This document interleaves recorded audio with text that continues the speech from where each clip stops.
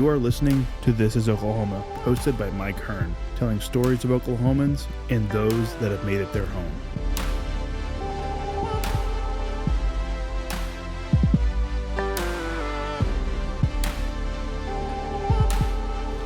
What's going on, guys? Welcome back to another episode of This is Oklahoma. Mike Hearn here, your host, back with another episode down at the Capitol building today. Super excited because this one touches, I think, real close to me, basically what I do on the Instagram page.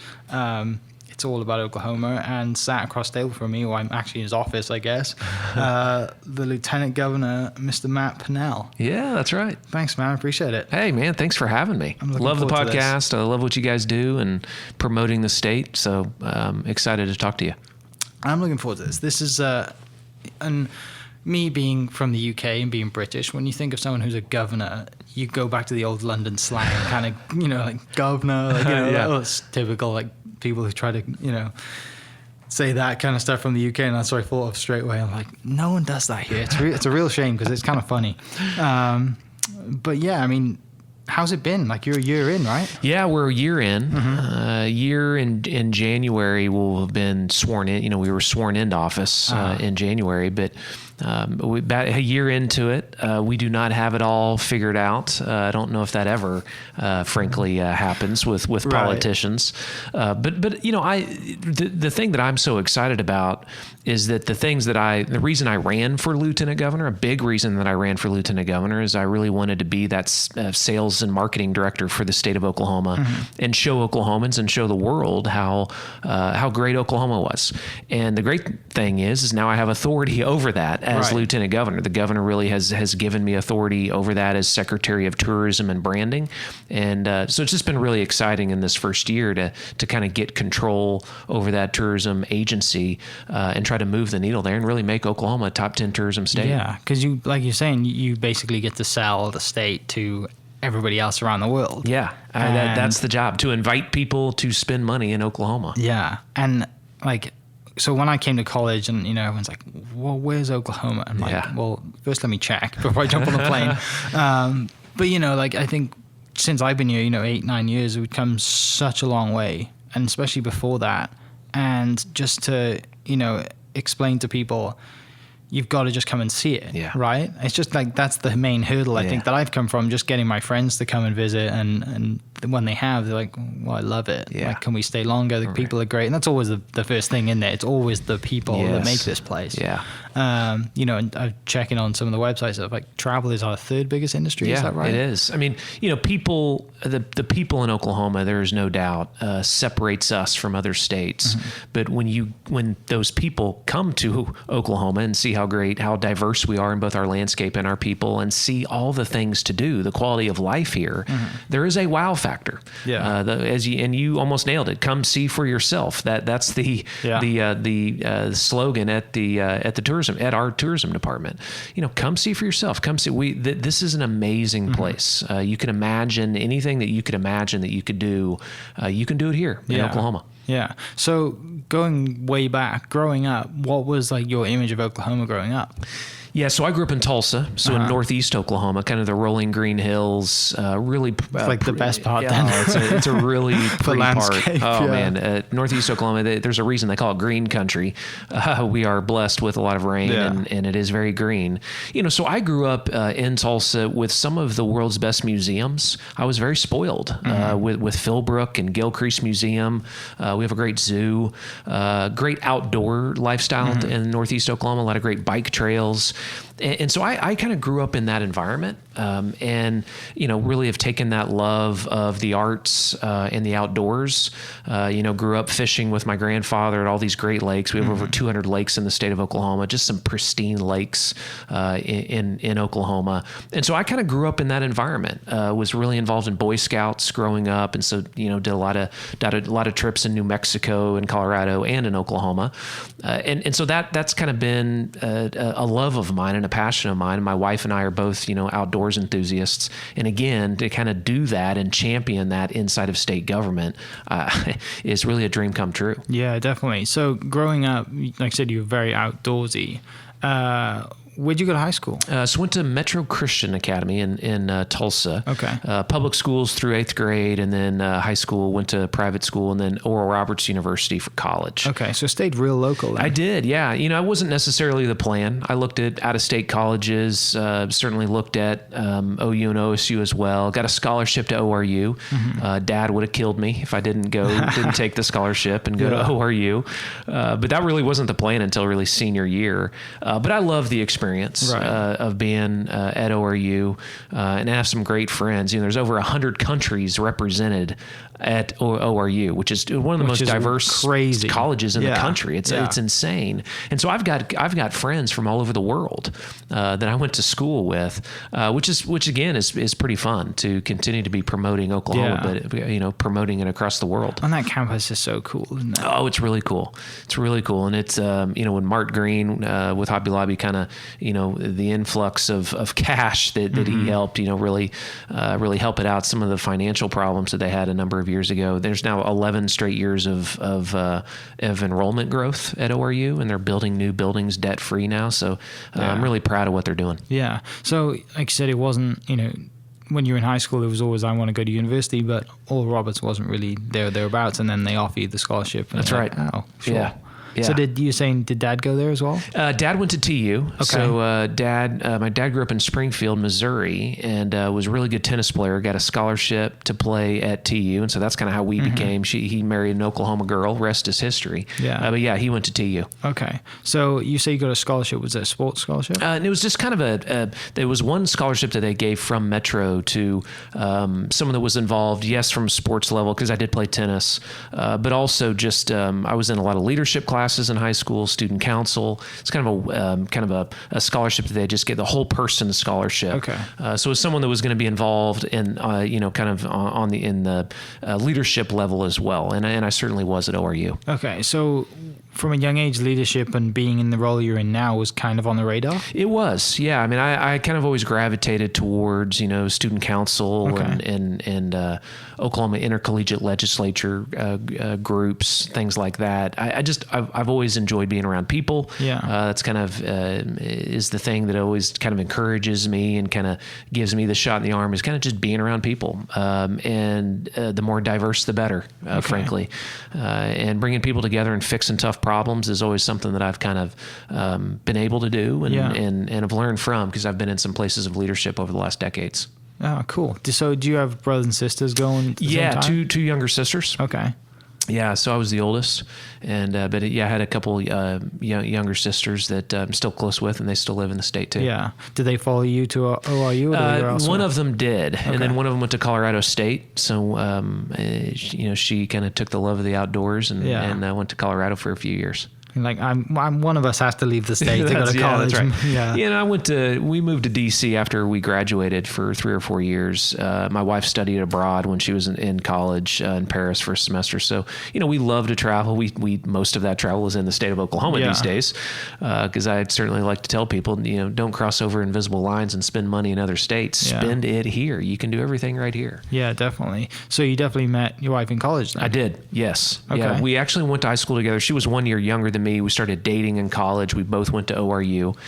She studied abroad in Paris for a couple semesters when we were in college. And she also is a Tulsa girl, good Oklahoma girl. Did you visit Paris? I did. Yeah, a couple times. Different experience, isn't it? Totally different experience, man. Yeah. I love Paris. We tried to get it. We got out there for our 15-year anniversary, and certainly we loved it. Yeah, it's different. We went there. We went back home for kind of like not really a honeymoon, but it was kind of like a honeymoon weekend in Paris. And I said to my wife, I was like, they really don't like Americans, so just let me do all the talking. No, you know, we had good experiences, but there are some places you can go and they just don't like them. You've got to do it though. And like it's such a different place. Yeah. And you know, and you see the things they do, and I think we were there maybe 4 or 5 hours, and I see an old man walk out of a bakery with a baguette. Yeah. It's like 3 feet long. Yeah. I'm like, yeah, we're in Paris. We're in Paris. Well, we plan on making some overseas trips in my time as Lieutenant Governor. We're going to be in the Czech Republic next year. We're going to be making a trip to Japan to really promote Route 66, which, Europeans and really it's hard to find an international market now that is not fascinated by Route 66 and the Mother Road. So we've got a lot planned to do more when it comes to marketing Oklahoma to international tourists. Right. Which is really exciting, and probably took a whole lot of time to talk about here. But I would just say there'll be some announcements in the future, and in the future in 2020, where our travel OK department will be talking about some further partnerships with international communities. Which it's and I kind of have both sides of this with growing up overseas. Like Route 66 is something that it's on everybody's bucket list, right? Yeah. And then you come to Oklahoma, or which is Oklahoma has the longest stretch of it, right? That's right.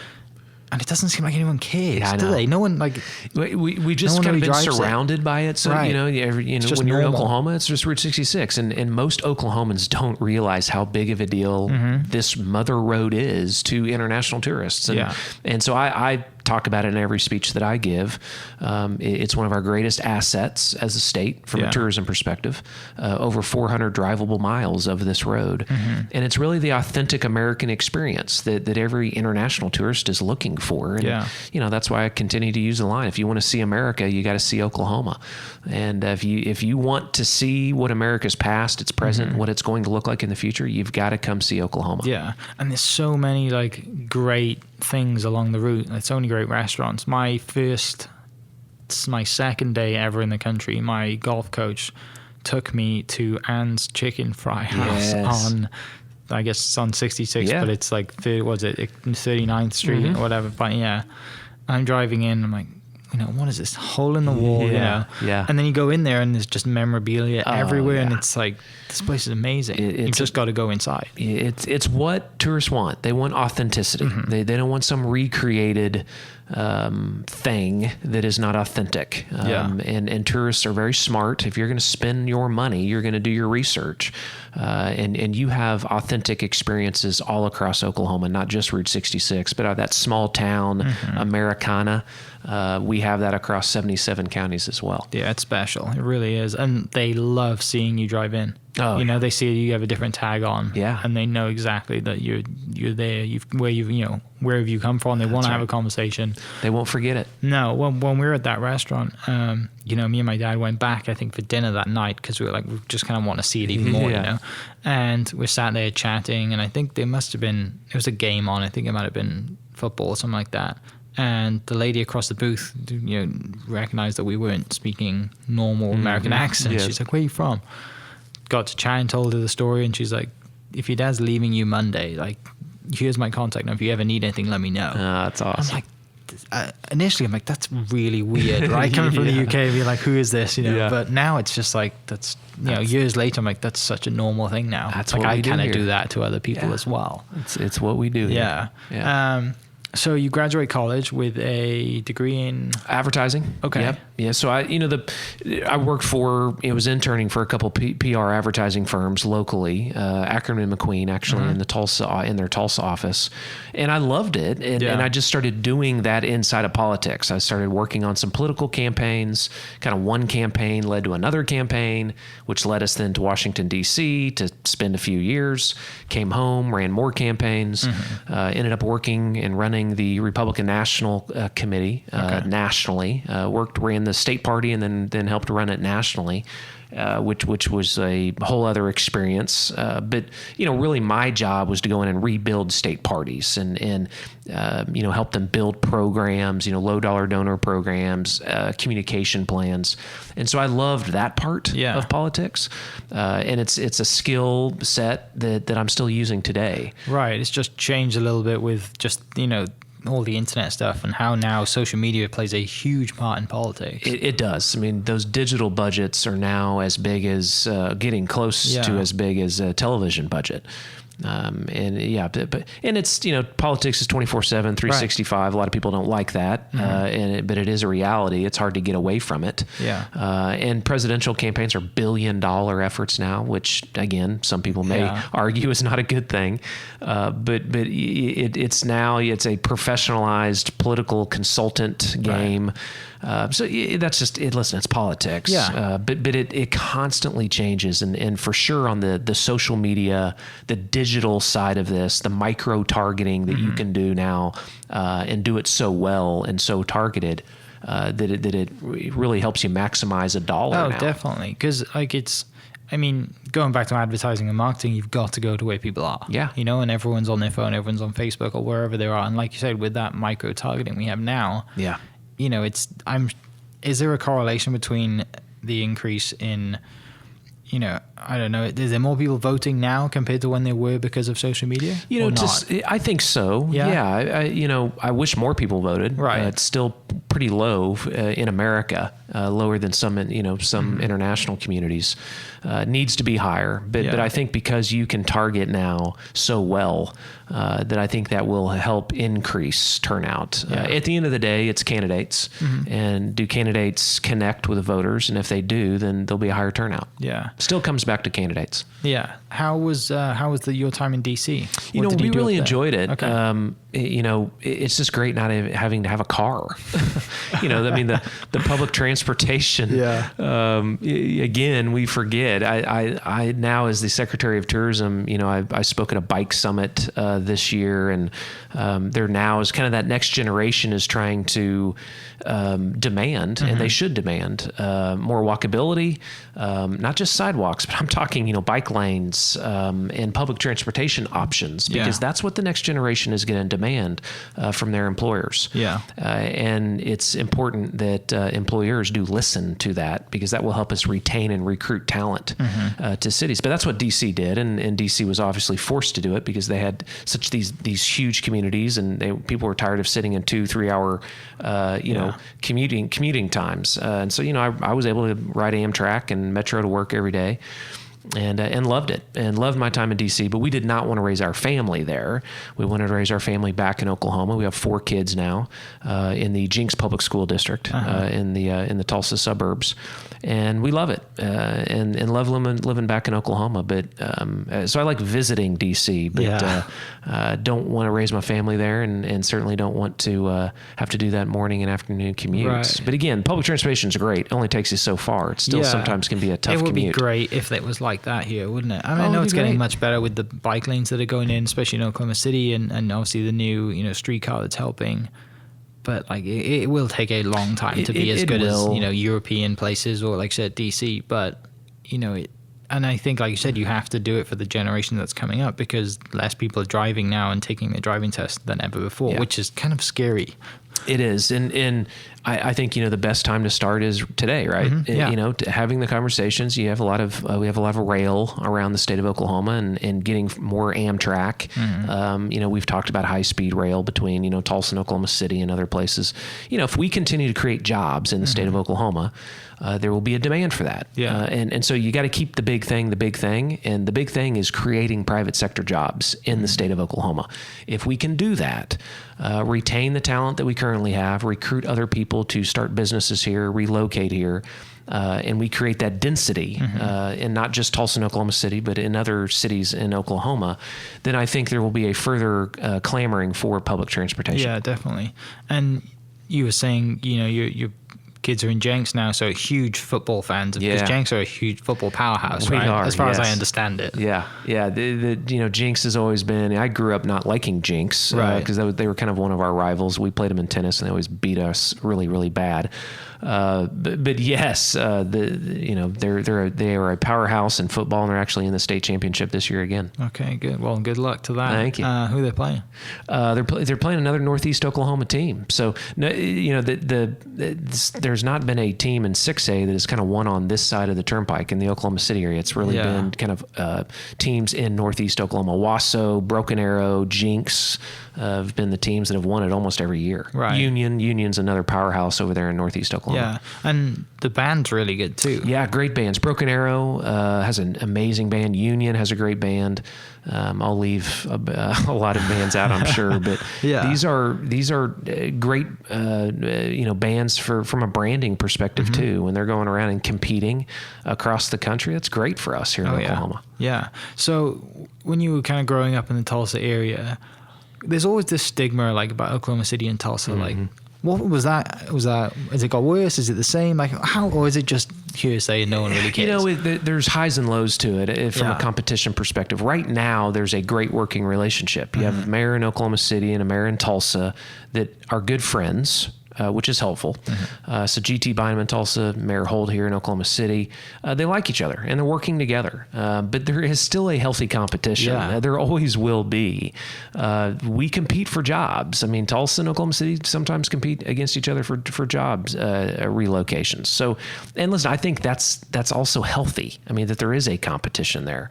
When I was growing up, I mean, Tulsa was kind of the it town, and then Oklahoma City, the revitalization effort that happened in the 90s and the 2000s, MAPS programs, came on board. Oklahoma City is one of the premier cities in America today, and it is the premier city in Oklahoma. There's with the Thunder, with the job growth here, with the MAPS program. It is remarkable, truly remarkable what is happening in Oklahoma City. And I give their city leadership a lot of credit for it. Tulsa is still a very thriving city. We need both of those cities to be doing very well. But I would say today there's a working relationship with the cities that I haven't seen in a very long time. Right. It's healthy competition, isn't it? Because like from my time being here, it's like I never kind of really went up to Tulsa. Like I said, it's only an hour and a half away. I'd probably go to a concert, go to Cane's or go to, the BOK or whatever. But that was the only reason. And then, they opened up the Gathering Place. Yeah. And you're like, wow, this place is so cool. And then Oklahoma City opens up the Scisdale Park, and it's like, it's just not as good. Yeah. Well, and I mean, it is amazing. But it is amazing. But it's healthy competition, which is great for everybody. But there's nothing like the Gathering Place in the world. You're right. Number one new attraction in America.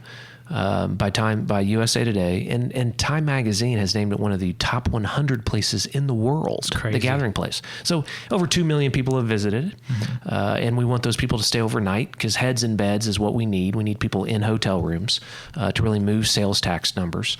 But the Oklahoma City with Scissortail Park, which is fantastic. Really the game changer for Oklahoma City right now is what they're building right now. It's the new convention center. Yeah. When that convention center is finished, and you have those new hotels that are going around the convention center, when they start filling up and we start luring, and we will, 100% we'll get huge national conventions and international conventions coming to Oklahoma City. That is a game changer for Oklahoma City from a sales tax collection perspective. Yeah. And we live or die on sales tax in Oklahoma. We're one of the most sales tax dependent states in the country. And one of the only cities in America currently building a new convention center. So again, kudos to Oklahoma City to seeing that vision. I know it took a lot, and a lot of people, probably said, well, why are we building a new convention center? People, there are conventions in cities across the country that every day are competing for thousands of people to come to their cities and spend a lot of money for 3 days, or heck, a week. And Oklahoma City got it. They get it. And they're gonna make a whole lot of money off of it. Yeah. So you come back from DC, you get you want to raise your family back in Oklahoma. What job did you start doing when you came back? Yeah, so ran a lieutenant governor race for a guy named Scott Pruitt, and lost that race. And then was reached out by the Oklahoma Republican Party to kind of help run the Oklahoma Republican Party. Ended up a year into that, running to be the state party chairman. Was 29 years old, was the youngest state chairman in the country. And, I really wanted the next generation to be involved in politics, both on the Republican and Democrat side. I mean, you got to have that next generation engaged in the political process. And I just, let's put our ideas out there and let's let the marketplace decide what the best idea is. And that's kind of how we operated, and recruited some good, pragmatic candidates, and ended up, after those 4 years, Republicans held every statewide position in the state, every federal elected position in the state, first time in state history. And I was proud of that, and went on from that to help run the national party. Yeah. But that was Was it much different? It really wasn't in some ways. I mean, I worked with all the state chairmen in the country already as a state chairman in Oklahoma. And so I would go into Arkansas or go into New Hampshire, go into Connecticut, go into California and try to fix their state parties. Yeah. And so I would work with a lot of the people that I was working with when I was state chairman. And loved the job. One of the, was able to visit all 50 states. Yeah. I mean, not a whole lot of people are able to do that. No. And I got to see so many different people, and how a Republican thinks in Connecticut is not how a Republican thinks in Oklahoma sometimes. And it was good for me. It was it opened my eyes a lot to how politics actually works. And a lot of it is personality driven.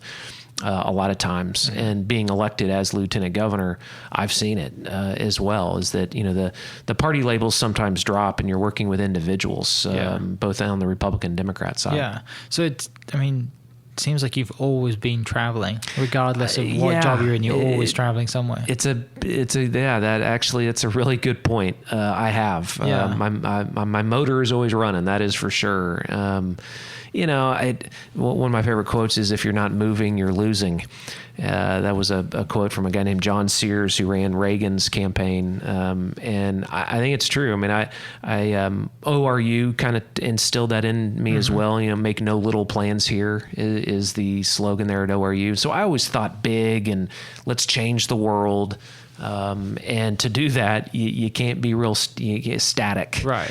You got to be moving, and you got to be taking, charging the hill, so to speak. And I've always done that in my career. Yeah. So now, you're in a job position, like we were talking earlier, you have to go and sell this state to other states, other places, and obviously internationally with Route 66.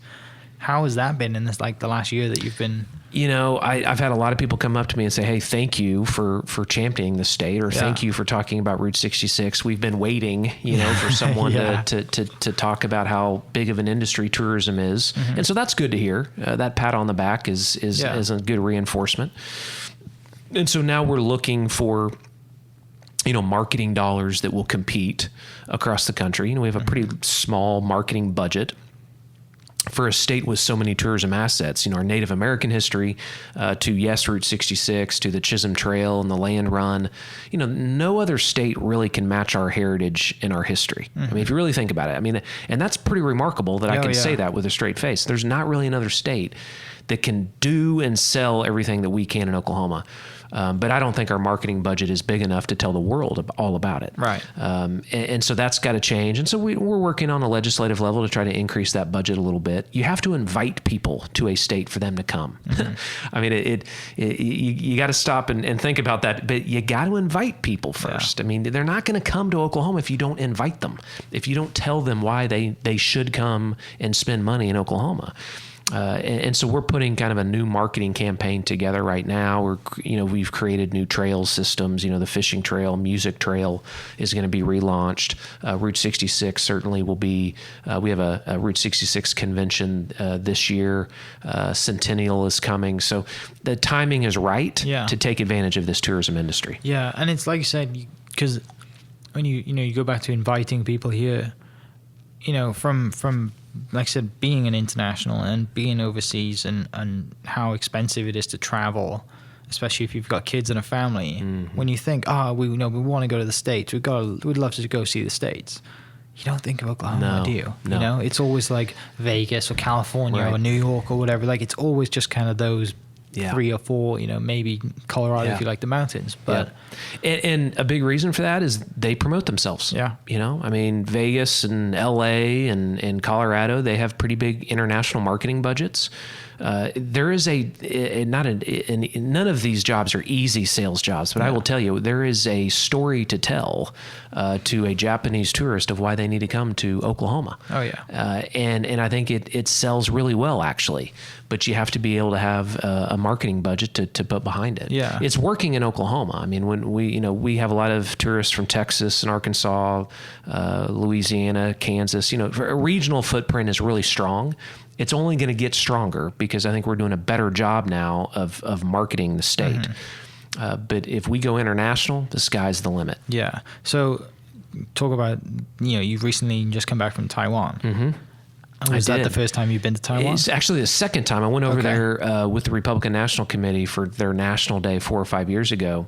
But I wanted to go back because, there's about 750,000 Taiwanese that visit America every year. Wow. It's a growing Asian tourist market. Asians love touring. They love being tourists. And Taiwan is a growing market. Their economy is getting better. And when that happens, you get more tourists. Well, they have a direct flight from Taipei City to Houston now. Okay. They have one to LA as well. So where do you think most of those Taiwanese go when they're when they're coming to America? They're being a tourist in Houston, which I can tell you right now, we got more stuck to show. in traffic all day. Yeah, stuck in traffic. I don't think it's a great experience. LA, can give you, LA's a great city, but if we can get them from Houston and then get them to Oklahoma City or Tulsa, I'm telling you right now, they're going to be wowed. And so we already have Taiwanese that do come from Houston. They continue the track to Oklahoma to do Route 66 because we have the data to show it. And so that there'll be further partnerships there. Okay. We'll be in the Czech Republic next year for the International Route 66 convention because the Czech Republic is just absolutely on fire for Route 66. Really? Yes. It's one of our biggest international tourist markets is the Czech Republic. Are they a big biker culture there? They are. Yeah, Okay. they love biking. I actually met with the Czech Republic International Route 66 Association. There actually is one. Wow. Okay. They do 2 trips to Oklahoma every year. That's every year crazy. for the last 30 Yeah. years since they've been freed from communism. They saw the Mother Road as really freedom to them. That's what the freedom was to them, was this Mother Road, was Route 66, which is an amazing story. Yeah. And so we'll be over there promoting Oklahoma. So those type of things we just haven't done. We haven't gone over and shaken hands and put a booth up and said and really started beating our chest that, hey, Oklahoma is a pretty special place, and let me tell you about it. There's a big place for that, and really a vacuum, and we're going to try to fill it and start telling that story. Yeah.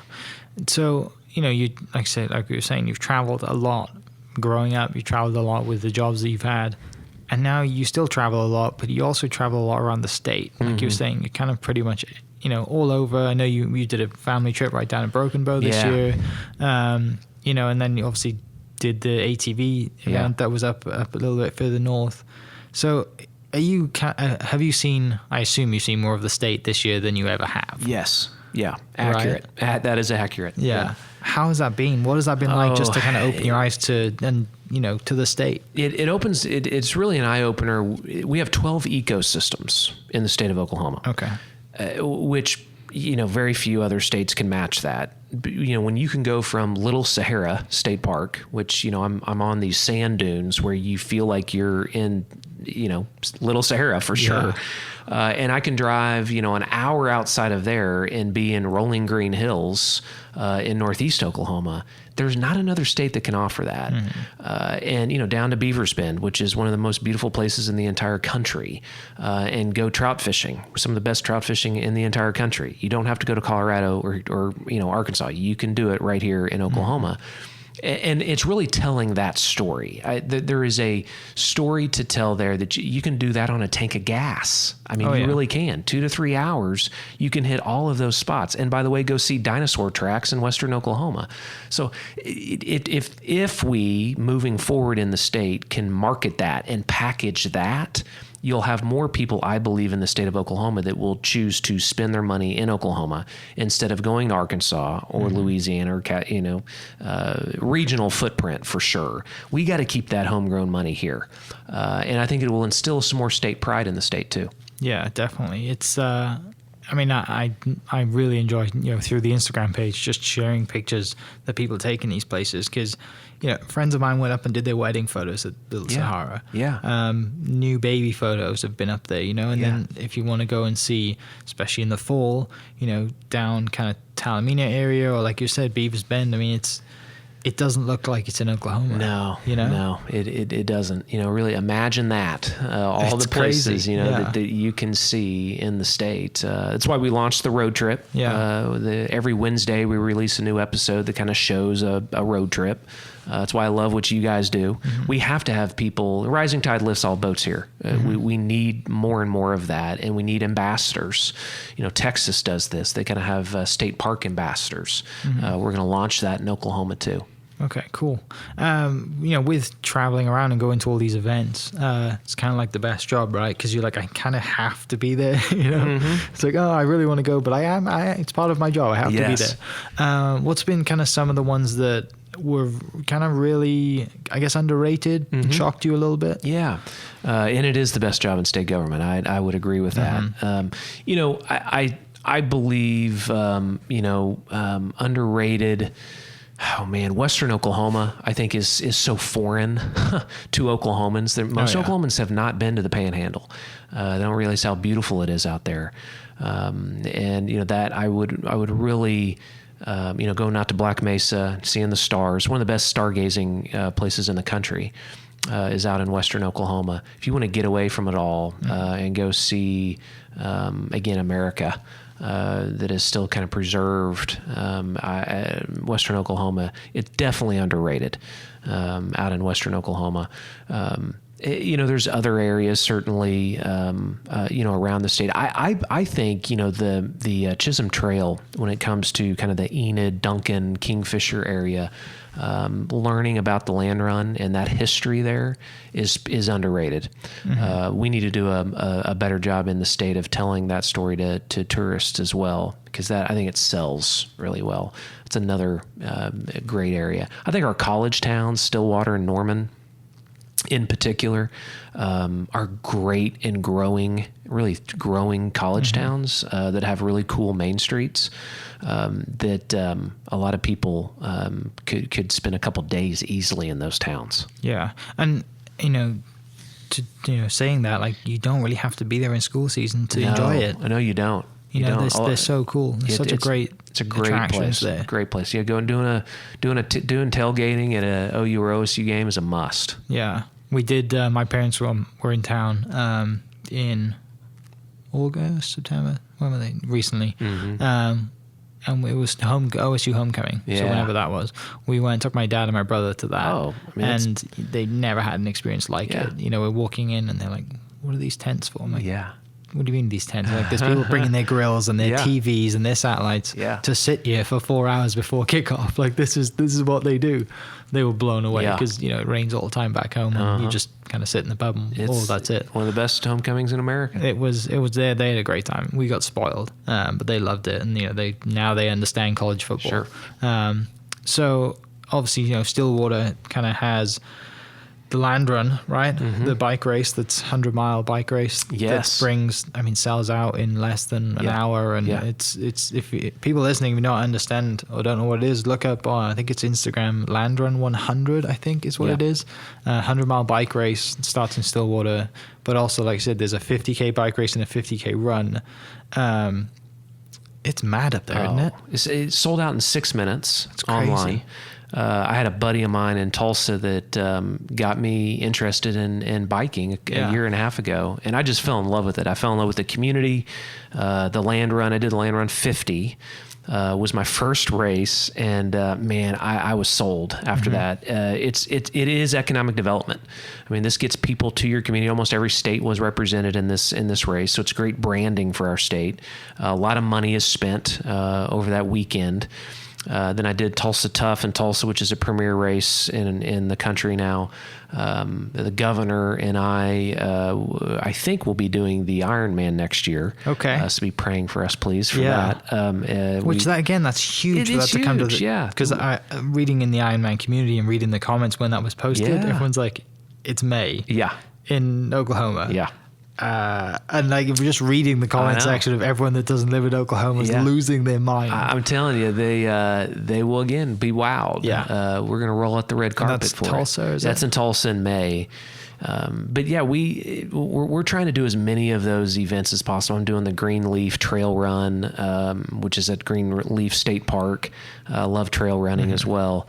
I mean, again, that kind of quality of life, trail systems are so important, and those kind of races are so important to small towns and big towns alike. and we'll do everything we can to promote them and make sure that communities put money behind those efforts. Yeah, it's a different atmosphere, isn't it, when you go to a race like that, or a marathon or a bike race? Like, it's the camaraderie, and just kind of, it's not like I want to beat you, and I know that especially in the ultra, the distance ones, it's even better, right? Because in some of the marathon ones, you're kind of out there on your own, you have a time to beat, you have set a goal. But with the ultra ones, you just want to finish. Oh, yeah. And everyone's out there, everyone's taking pictures in the land room with that red couch that's in the middle of the gravel road in the middle of nowhere. Yeah. Again, I'm authentic. It is that's why it sells well.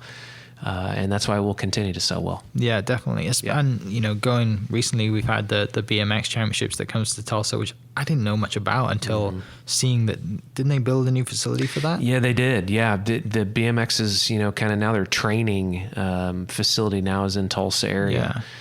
Which is, again, helps certainly rebrand the state. That's for sure. Yeah. And then, like I said, we were talking earlier, the ATV takeover, I guess, is what its brand is as. Yeah. In just 1 year has grown massively. Massively. And there's just the Little Sahara, if you haven't, those listening that have not been there, you've got to go check it out. That is an area that of the country. There's only a couple places in the country like it, and nothing around Oklahoma. So it was huge this year. Only the second year where they've done kind of that weekend. Next year will be even bigger. Yeah, it's I have to go next year, because I had friends call me this year like, come on, we're going. And, friends who have 2 or 3 4-seaters, and they're ready to go, and it's going to a tent and all that kind of stuff. It was one of the cooler things that I've done in Oklahoma. Right. Yeah.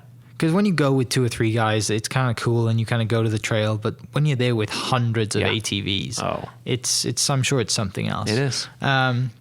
I don't want to take too much more of your time. What are you excited for next year? What's coming up next year? Yeah, so next year we have we'll be further developing out our Oklahoma Fishing Trail. So we launched that this year. You can kind of create if you complete the Grand Slam of Oklahoma Fishing, which you catch 5 different species of fish, we mail you a sticker that you can put on your Yeti cup. That was a small idea that's turned into like a really big idea, because we're getting about $60 back for every dollar we're spending on advertising that trail. Fishing's a huge multi-billion-dollar industry. We're going to relaunch our music trail next year. The musical heritage that we have in Oklahoma, from Hanson to Garth Brooks, is extremely diverse. And so you'll have physical markers for the first time, and directional signage to, different markers that you can go and take a picture in front of, again, from Reba to Garth to Hanson, all across the state, which we think is going to sell really well. We'll have certainly further developed Route 66 plan. And you'll see kind of an in-state effort next year of, again, really communicating to Oklahomans about how important keeping their dollars local, and doing staycations. States that do that have been very successful doing that. I think it's important that we kind of let folks know, hey, you can get away from it all, but you can do that in Oklahoma too. And help your own communities out, because cities operate on sales tax for operations, and I think if more families knew that, then they might discover something that they can do in Oklahoma. Oh yeah, because there's always something to discover in Oklahoma. Always, like you were saying, you can be in any corner of the state and do something. That's right. So the best way to see all this information is on the Travel OK website. TravelOK.com. Yep.